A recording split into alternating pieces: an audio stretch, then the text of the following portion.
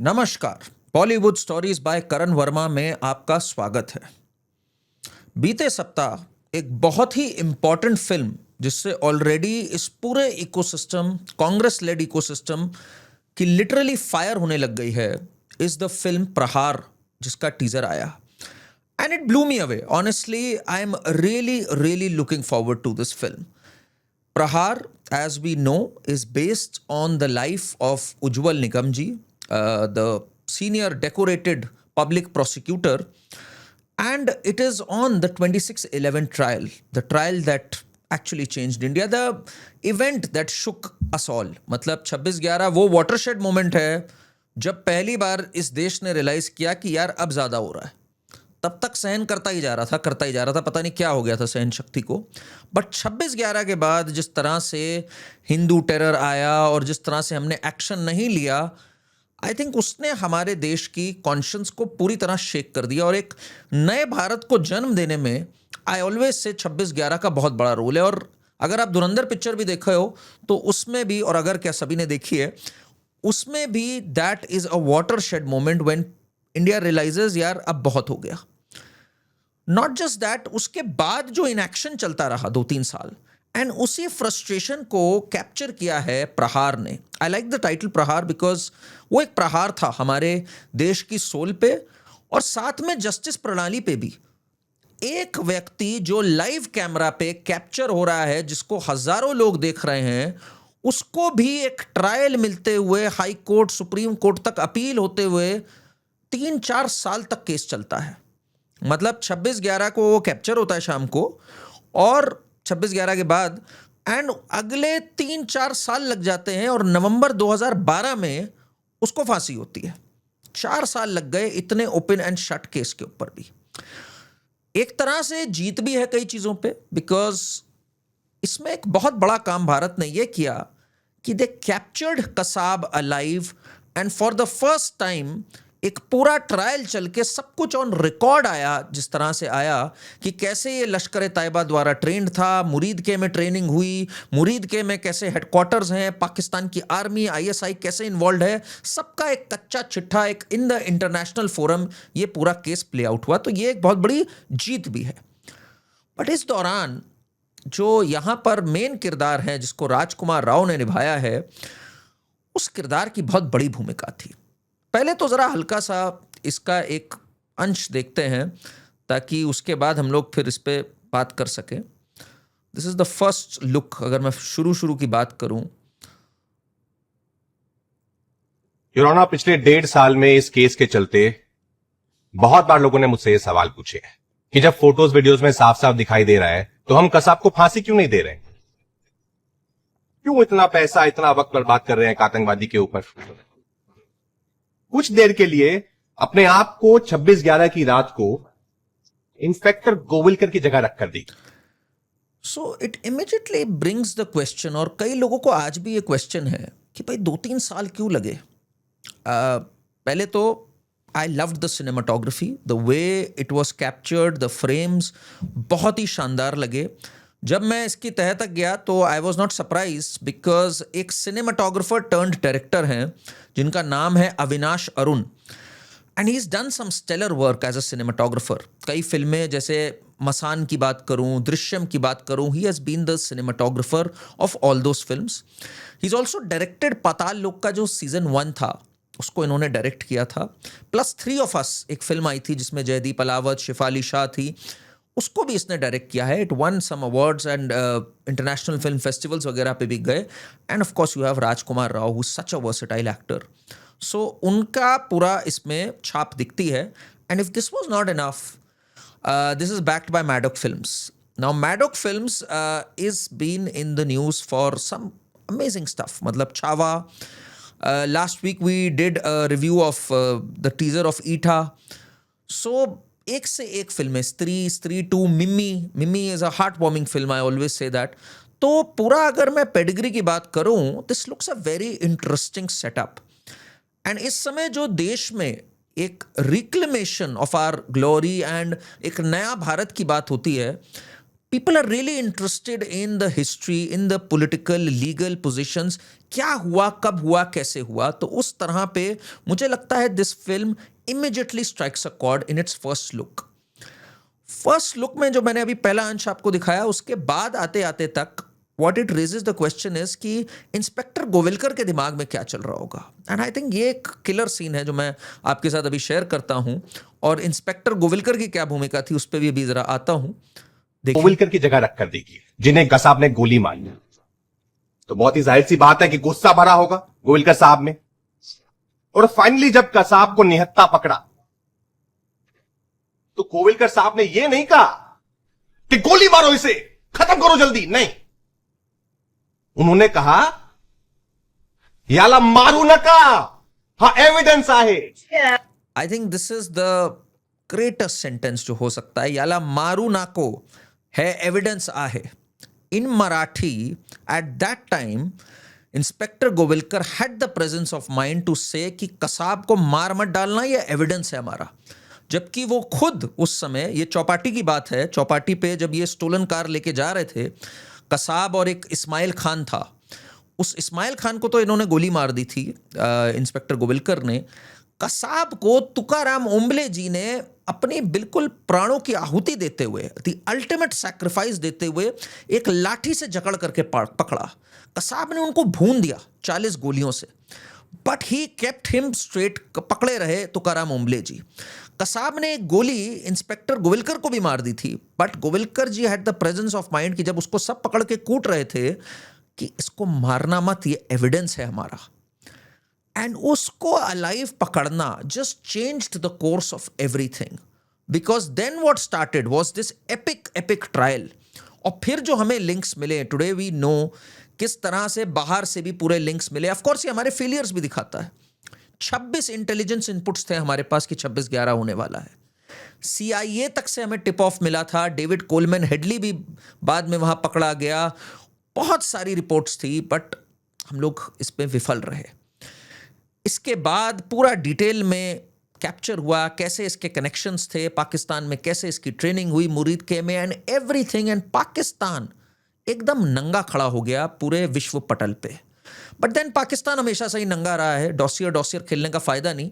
We should have struck back at Pakistan. वो हमने किया नहीं, बिकॉज बोलते रह गए हमारे एयरफोर्स चीफ भी बोलते रह गए फाली जी कि पाकिस्तान पे हमला करना चाहिए.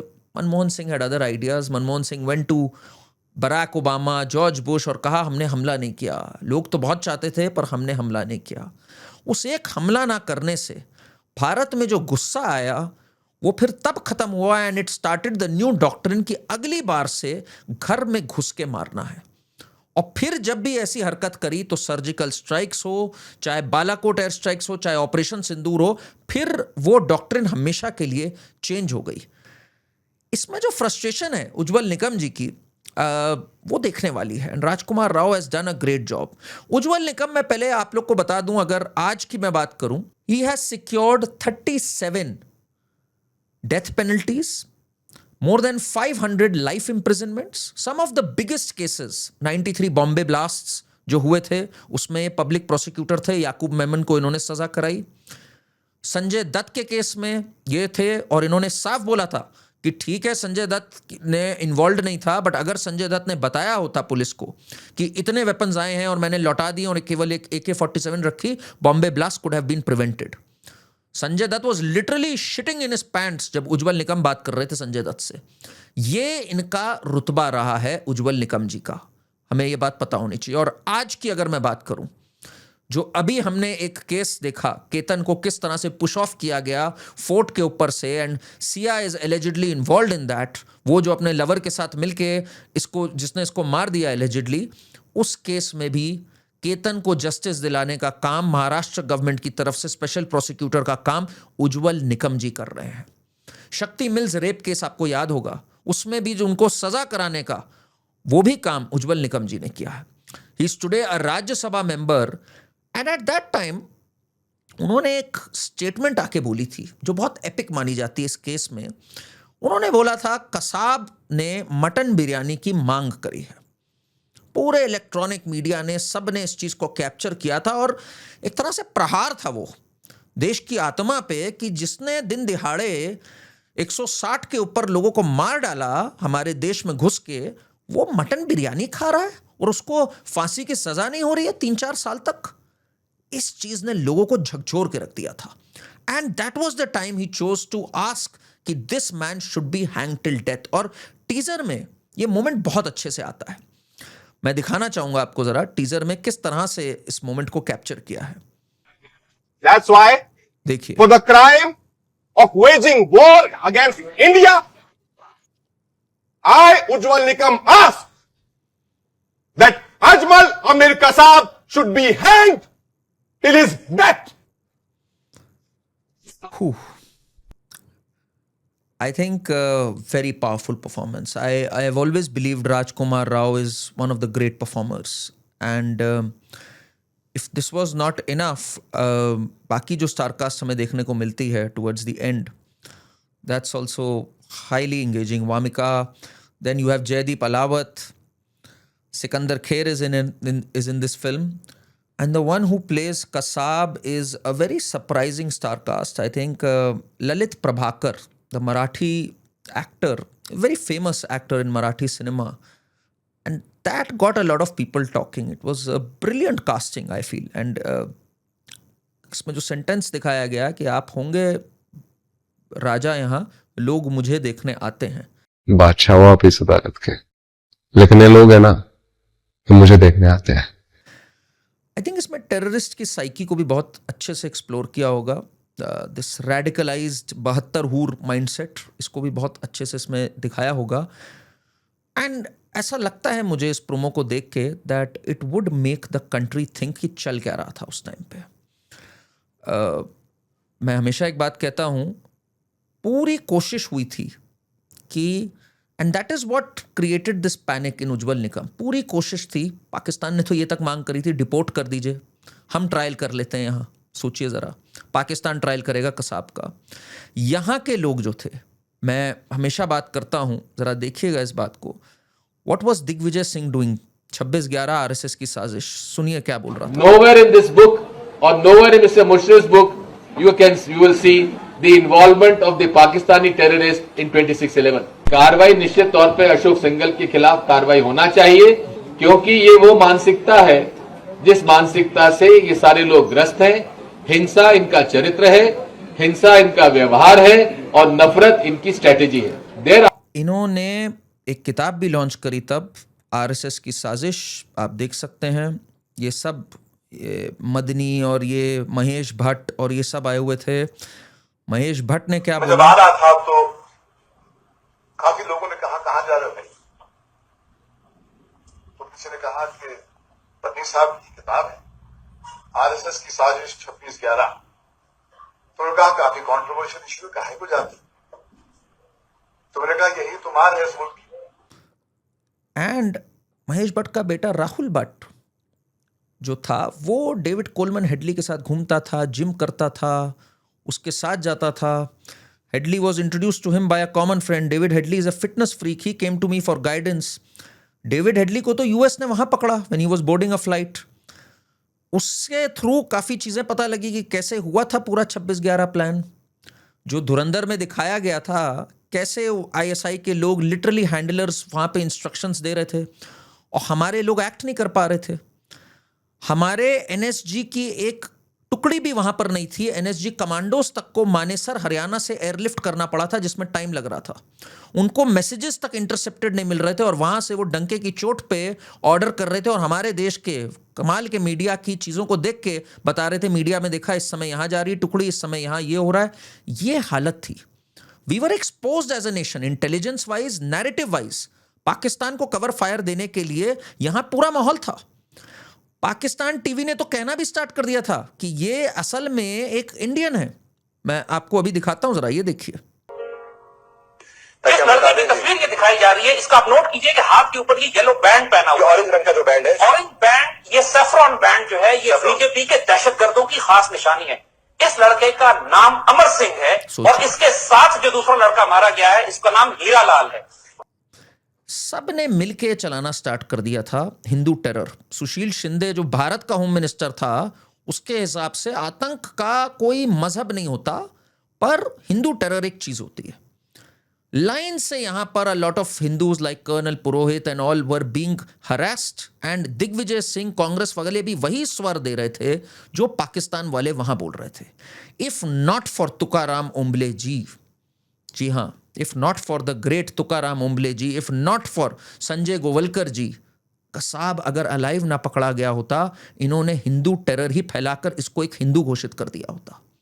And if not for people like Ujjwal Nikam, जिन्होंने कहा कि ये क्या पागलपन चल रहा है, कोई इनको डिपोर्ट करने की बात कर रहा है, कोई कह रहा है इनके लिए हमदर्दी होनी चाहिए, फिर से ये अमन की आशा की ब्रिगेड ना आ जाए। He spoke about the biryani thing because our media had gone mad at that time. हमारा मीडिया क्या हरकतें कर रहा था उस समय, और ये मैं आपको जरा दिखाना भी चाहूंगा। कसाब के पास जब उज्जवल निकम गए वहां पब्लिक प्रोसिक्यूशन में, तो ये तब रक्षाबंधन थी, तो ये राखी पहन के गए हुए थे। तो कसाब जो था वो राखी देख के कहता है अच्छा ये क्या है, तो इन्होंने कहा तुम्हारी भी बहन रोती होगी भाई तुम्हारे बारे में सोच के। इन्होंने थोड़ा सा उसको अननर्व करना स्टार्ट किया। देखिए, Ujjwal Nikam deals with the psyche of a person. He unsettled Kasab a bit, but then what happened was Kasab started crying in the court. ये देखिएगा जरा। आपने मुझे पूछा कि कसाब क्या कह रहा है, जज साहब को मैंने पूरा यही वाकया बताया, और जैसा वाकया बताया तो कसाब तो बहुत ड्रामेटिक पर्सन था। कसाब ने उंगली अपनी मुंडी नीचे कर दी और अपनी दोनों उंगलियां ऐसे ऐसे आंखों के सामने। लेकिन अब ये जो चीज थी, इसका रोना कोर्ट के अंदर, वो मीडिया ने रिपोर्ट करके एक सिंपैथी दी। लेकिन ये इलेक्ट्रॉनिक चैनल मीडिया के जो रिपोर्टर्स थे कोर्ट में, वो भागते भागते बाहर गए और उन्होंने ब्रेकिंग न्यूज चला दी। कसाब के आंखों में पानी, कसाब को बहन की याद आ गई। निकम जी ने ये ओपन। एक बात आप सोचिए जरा, जब कसाब को फाइनली फांसी हुई, दैट वाज लेट नवंबर 2012। आपको पता है तब भी क्या माहौल था इस देश में? तब भी क्या माहौल था? Late November and early December में पाकिस्तान टूर ऑफ इंडिया हुआ है, जिसमें वनडे इंटरनेशनल्स हुए।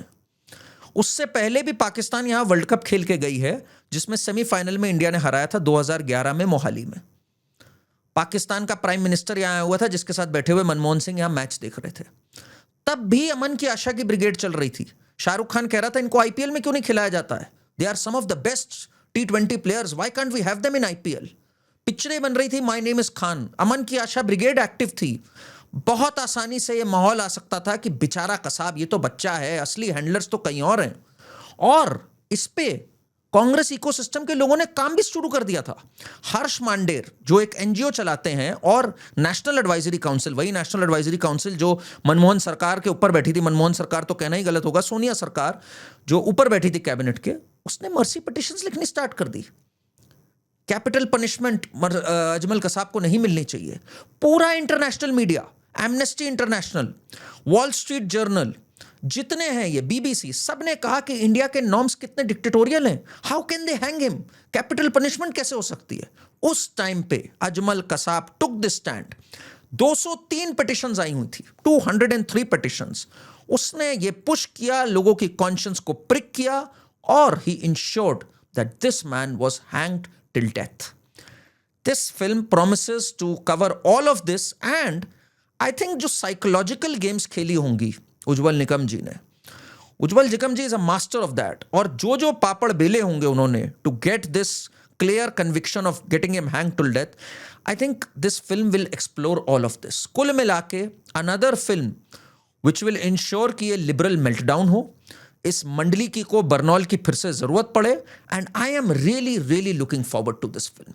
आप बताइए आपको ये टीजर कैसा लगा, and what do you think about the teaser? इसका जब ट्रेलर आएगा, we'll definitely do a review of that, and this is one of the must watch films. I believe ये एक फिल्म है जो हम सबको जरूर देखनी चाहिए, because those who don't learn from history are doomed to repeat it. Channel को सब्सक्राइब करिए, वीडियो को हाइप करिए, जरूर ज्यादा से ज्यादा शेयर करिए, and stay tuned for more. Thank you.